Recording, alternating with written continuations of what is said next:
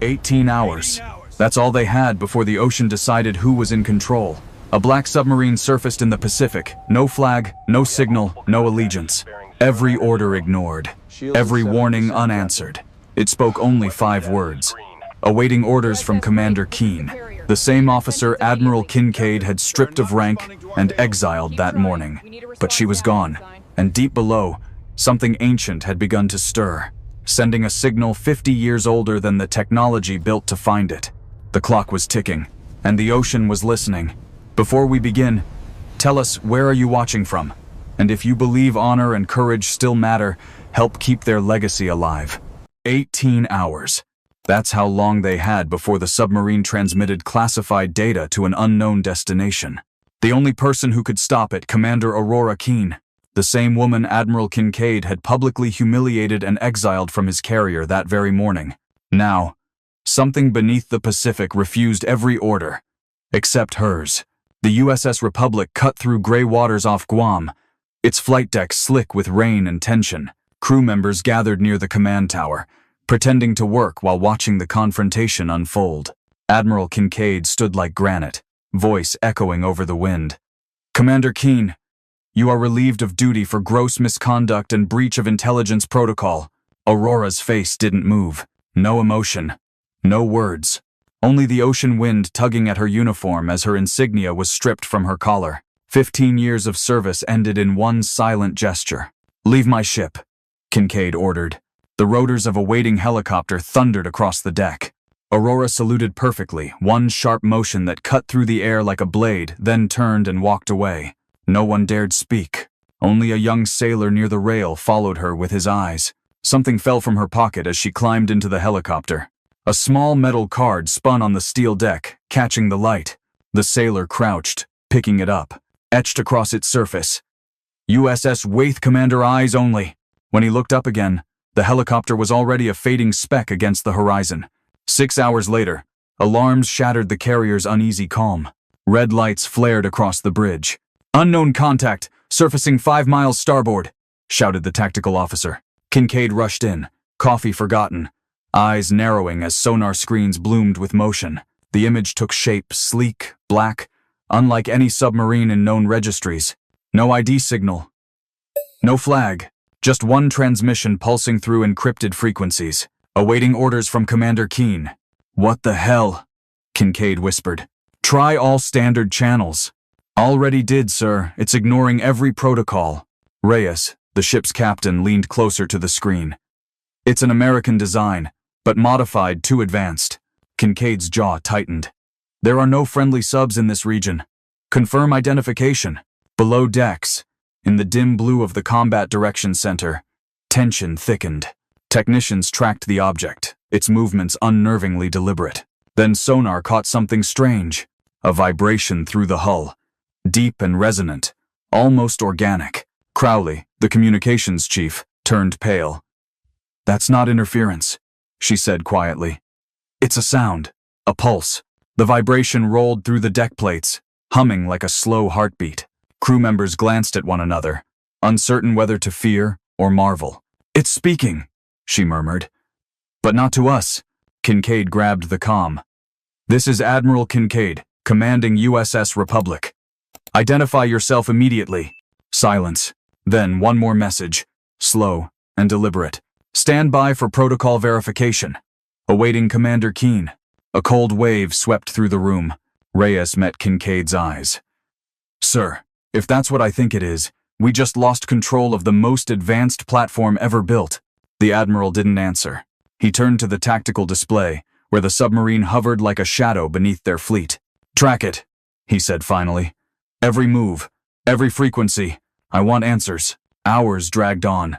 Outside, the sky turned copper as dusk fell over the Pacific. The Wraith remained motionless, half a mile under the surface, silent but watching. Crew members whispered stories, experimental projects, ghost ships, AI command systems. No one could verify any of it. Reyes stepped beside the Admiral. Sir, there's something else. The sub's last ping wasn't from this region. Kincaid frowned. Where then? Reyes hesitated. The Mariana Trench, 35,000 feet down. A long pause. Kincaid exhaled slowly. No submarine can survive that depth. Reyes looked at him. Except one. Lightning cracked across the horizon. Rain began to fall, sharp and cold, drumming against the glass of the bridge. In the reflection, Kincaid saw his own face strained, uncertain beside the radar image of the impossible vessel. What if it's not a malfunction? He muttered. What if it's following orders we don't understand? Far below, something moved. A faint tremor rippled through the ocean, like an answer to a question no one had asked. The sonar operator swallowed hard. Sir, it's repositioning. Kincaid leaned forward.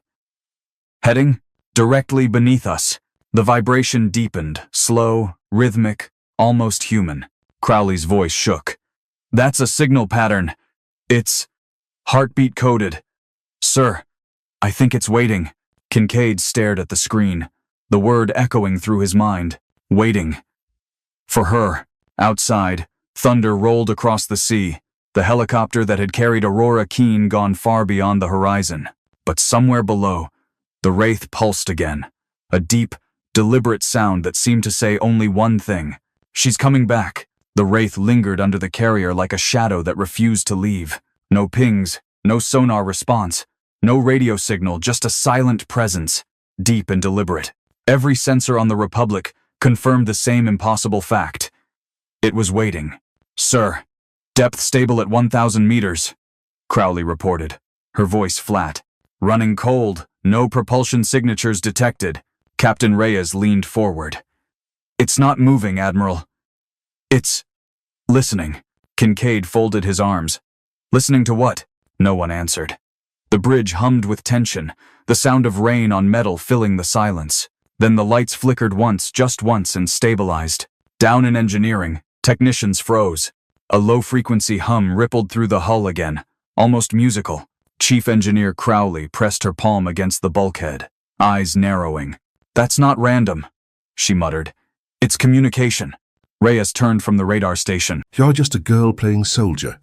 Captain Marcus Vayner didn't whisper it. He said it loud enough for every operator in that briefing room to hear, his smirk cutting deeper than any blade. What he didn't know was that Petty Officer First Class Ridley Cass had already bled, drowned, and clawed her way through hell to earn that trident on her chest. And in 72 hours, when that cargo ship in the Gulf of Aden turned into a floating graveyard and every plan fell apart, he was going to learn the hard way what happens when you underestimate a woman who refuses to. Breakout Ridley Cass was 28, years old and standing in the back corner of a cramped briefing room aboard the USS Michael Monsoor, a Zumwalt-class guided missile destroyer cutting through the dark waters of the Gulf of Aden. The air inside smelled like salt, sweat, and stale coffee. She kept her arms crossed, her face neutral, and her mouth shut, while the rest of the SEAL team reviewed the mission brief for a suspected pirate interdiction operation off the Somali coast. She had been with Naval Special Warfare for 4 years now, one of fewer than a dozen women to ever complete BUDS and earn the SEAL Trident. Before that, she grew up in Ketchikan, Alaska, the daughter of a commercial fisherman who taught her that the ocean didn't care about your feelings, and neither did the men who worked on it. She learned to tie knots in the cold before she learned to read, and by the time she was 12, she could gut a king salmon faster than most deckhands twice her age. Now she was here, part of a 6-person element, preparing to board a suspected hijacked vessel in international waters.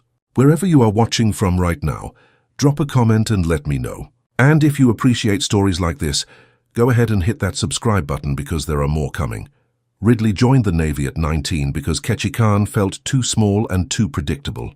She wanted something that demanded everything she had. Her father told her she was crazy. Her mother cried for a week. But Ridley had spent her entire childhood watching her old man haul nets in freezing rain and high seas, never complaining, never quitting.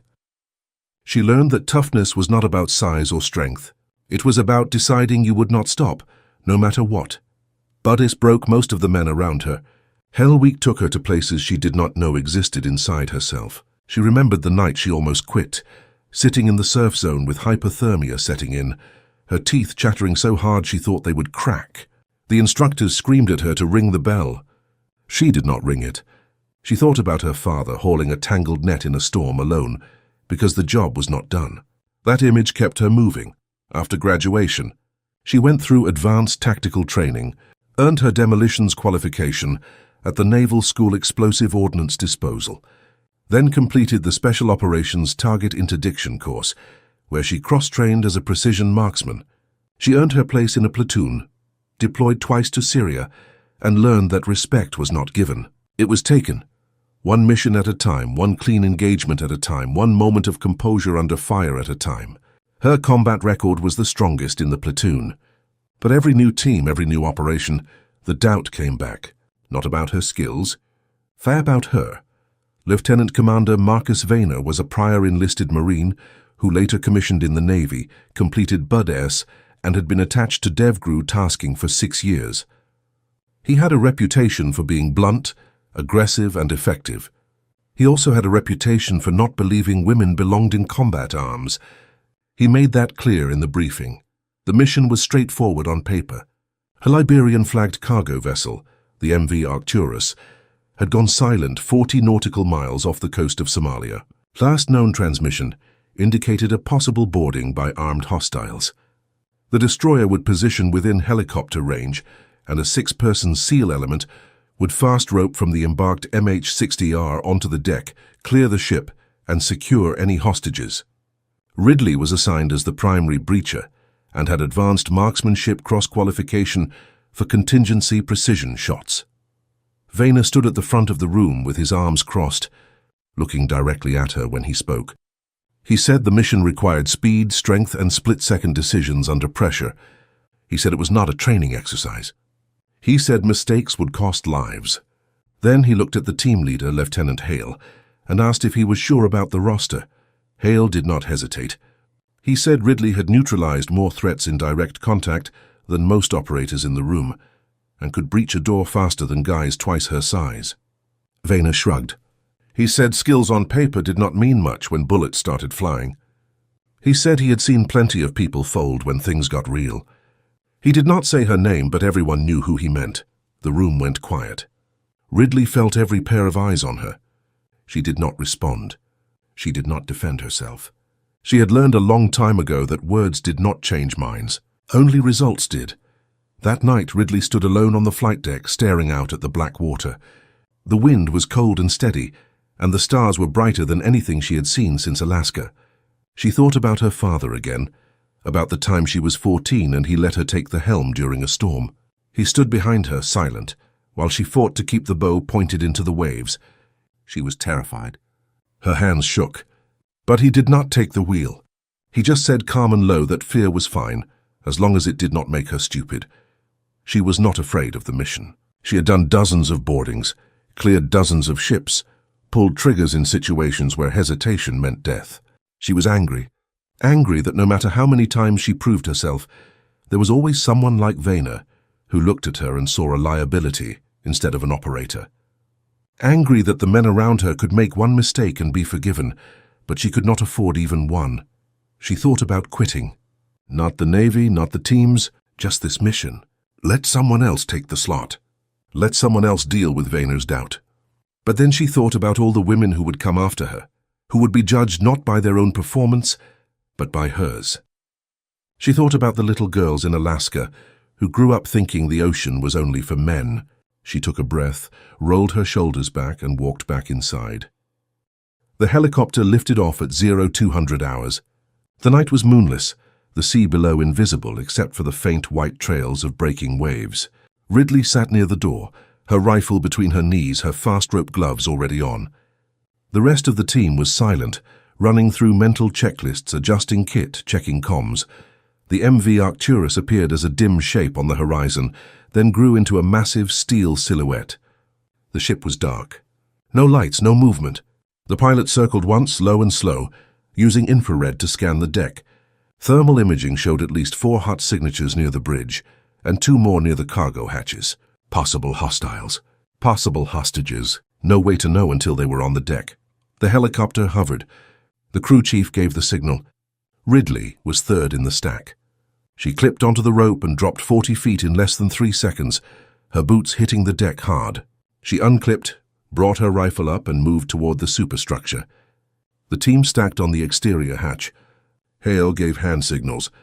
Ridley placed the breaching charge, a small strip of linear-shaped explosive designed to blow the hinges with minimal overpressure risk to personnel inside. She armed it, stepped back, and Hale checked the safe distance before radioing clearance. Charges zeroed, clear for breach. Stand by for concussion. The charge detonated with a sharp crack. The door sagged inward. The team flowed through, weapons up, moving fast and smooth. Ridley was second through the door.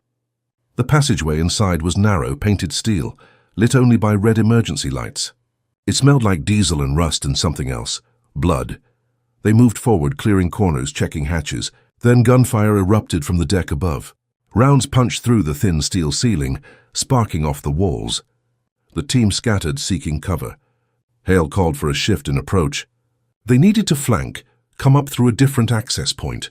But the ship layout was a maze, and the thermal imaging was not detailed enough to show interior routes. Vayner, monitoring from the destroyer, came over the radio. His voice was tight. He said they were taking too long. He said the hostiles were moving toward the engine room, possibly rigging explosives. He said if they couldn't get it under control, he'd recommend pulling the team and requesting immediate airborne overwatch with strikes on call. But that would mean accepting the hostage risk. Ridley felt the weight of that transmission. An airstrike meant the hostages were already dead. It meant failure. It meant proving Vayner right. Ridley remembered something her father told her when she was 16. He said the best fishermen were not the ones with the biggest boats or the most expensive gear. They were the ones who understood the water, who could read currents and wind and find fish where no one else thought to look. She realized the same principle applied here. Everyone was thinking like an assaulter, moving through hatches and passageways. But this was a cargo ship. There were other ways in. She broke from the stack and moved aft, toward the exterior ladder that ran up the side of the superstructure. It was exposed, dangerous, but it bypassed the interior maze. Hale called her name over the radio, asking what she was doing. She told him she had a better angle. She climbed fast, her rifle slung across her back, her gloves gripping the cold steel rungs. She reached the upper deck and moved low, using the cargo containers for cover. She could see the bridge now 20 meters away. 2 hostiles were visible through the broken windows, armed with AK pattern rifles. Scanning the deck below, she dropped into a prone position behind a ventilation housing, brought her rifle up, and activated the AN-PEC-15 infrared laser. Through her night vision, the beam was a bright green line cutting through the dark. She controlled her breathing, let her heart rate settle, watched the glass flecks on the frame, held the laser steady, and compensated for the brief deflection. She placed the reticle on the first target. Center mass. She pressed the trigger. The suppressed shot was a soft crack. The hostile dropped. The second hostile spun, searching for the source. Ridley shifted aim, adjusted for the angle and glass distortion, and fired again. Another hit.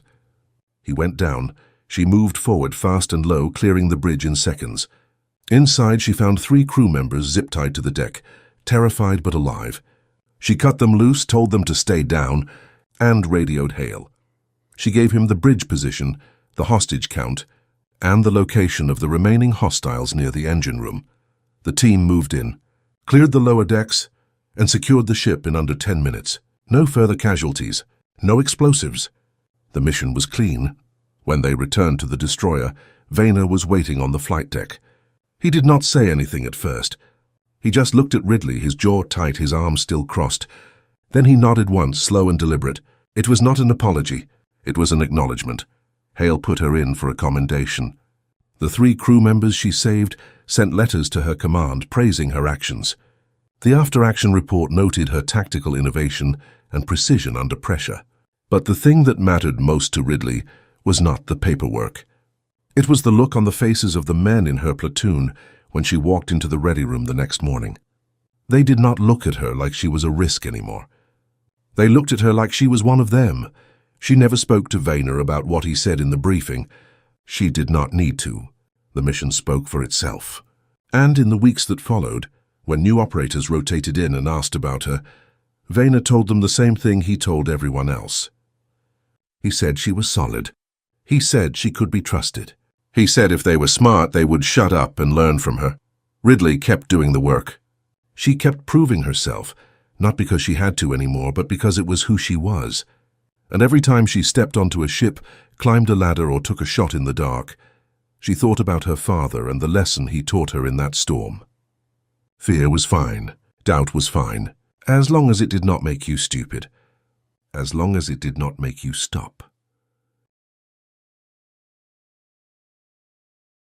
Kincaid's voice was raw.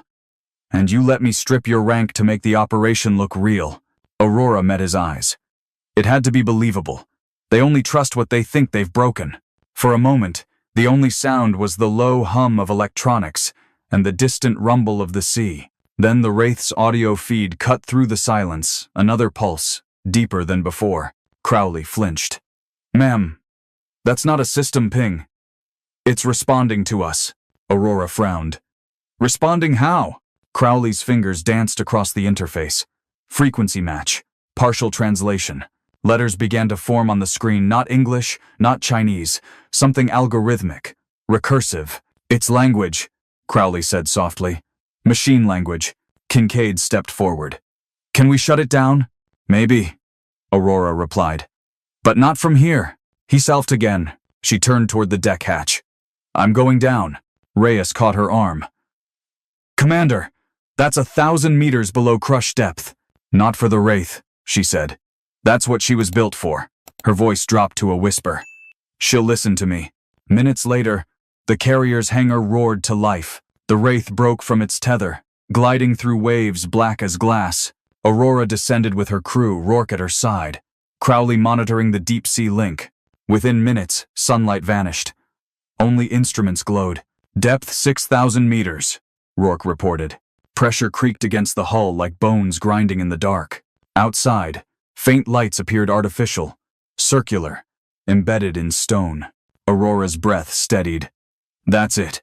The structure loomed larger than imagination, a cathedral of metal veins stretching across the trench. Crowley whispered through comms. "Power readings are increasing. Prepare the containment pulse," Aurora ordered. Rourke hesitated. "Ma'am, the energy spike could fry our systems." "Do it," she said. "It's the only way to erase the signal path." The pulse fired. A burst of blue light erupted through the abyss, washing over their viewports like lightning underwater. Every monitor in the Republic's control center went white. Then silence. Crowley stared at her screen.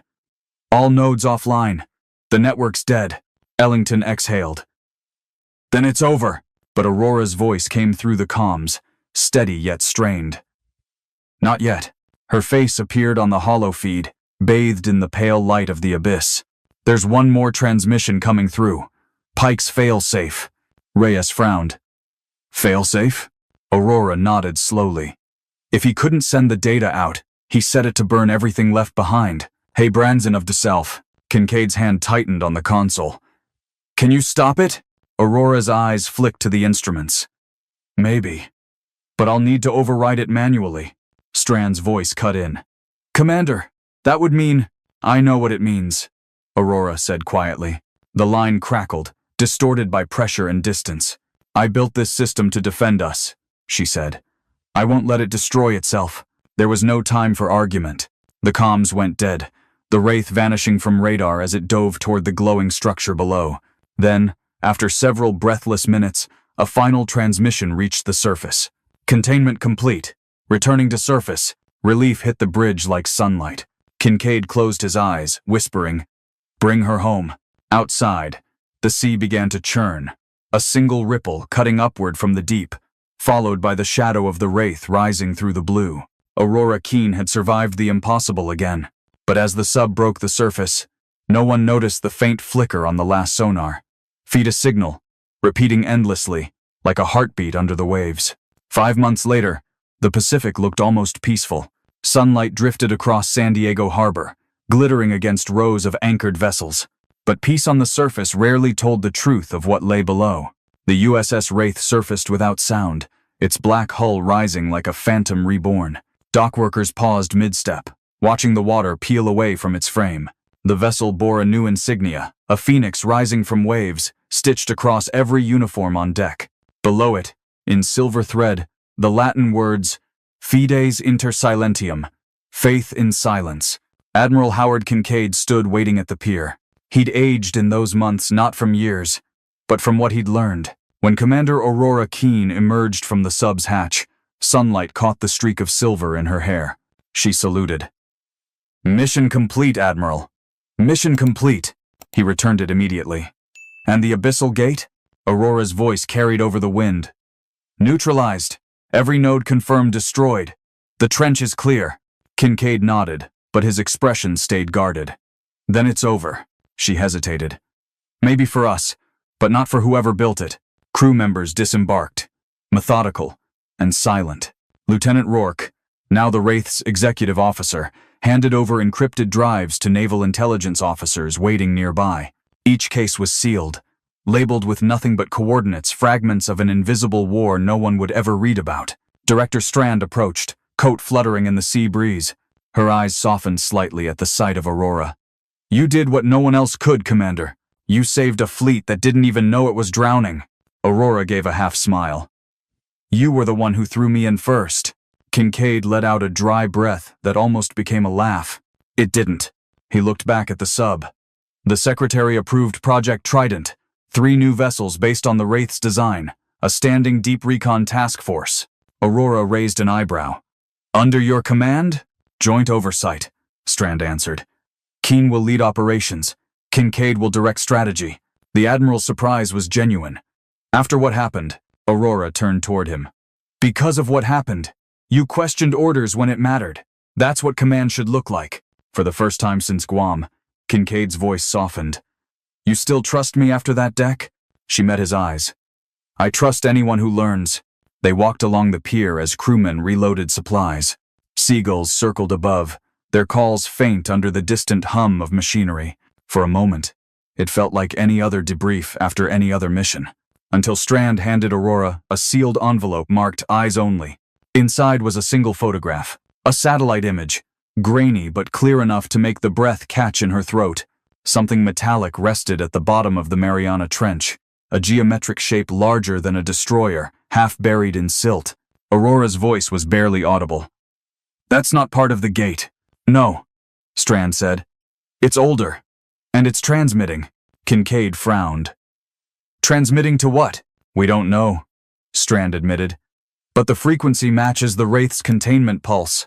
Reyes, who had joined them, glanced toward the horizon. "So it's answering back." Aurora folded the photo. "When do we leave?" "Dawn," Kincaid said quietly. "But there's something you should know. The timestamp on that transmission." He hesitated, choosing the words carefully. "It's from 50 years ago." Aurora froze. Before the Wraith ever existed. Silence stretched between them, broken only by the cry of a distant gull. Kincaid tucked the envelope back into her hand. "Whatever's down there, it's been waiting." Aurora's expression hardened. "Then it's waited long enough." Later, in the quiet of her quarters aboard the Wraith, she opened her locker. Inside hung the uniform she had worn, the day Kincaid stripped her rank. Folded atop it was the patch he'd returned to her edges frayed, silver thread faded by salt. She pinned it back onto her sleeve and whispered, "Back where it belongs." Rourke's voice came over the intercom. "Commander, engines ready. Coordinates locked." Aurora looked out the porthole toward the dark horizon. "Set course. Abyss Protocol."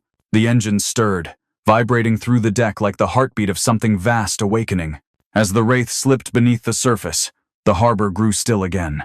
Kincaid watched from the pier, the reflection of its fading outlines shimmering in the sunlight. He reached into his coat and found a small patch identical to hers, the phoenix rising from waves. A note was attached in Aurora's handwriting, "For when the silence returns." He pinned it to his chest, the wind tugging gently at his coat. Somewhere deep below, the ocean answered with a sound no one else could hear, a low, resonant pulse, patient and alive. The Admiral looked toward the horizon, eyes narrowing. God help us if it's calling her name again. The screen would fade to black, and before the final beat of silence, one last transmission echoed across the deep. Wraith Active Phase 2, Abyss Protocol. If you enjoyed the story, consider sending a super chat to help bring more stories like this. Now, click on the video on the screen to hear another story that's just as powerful and captivating, with courage, sacrifice, and a choice that will leave you questioning everything you thought you knew about duty and justice.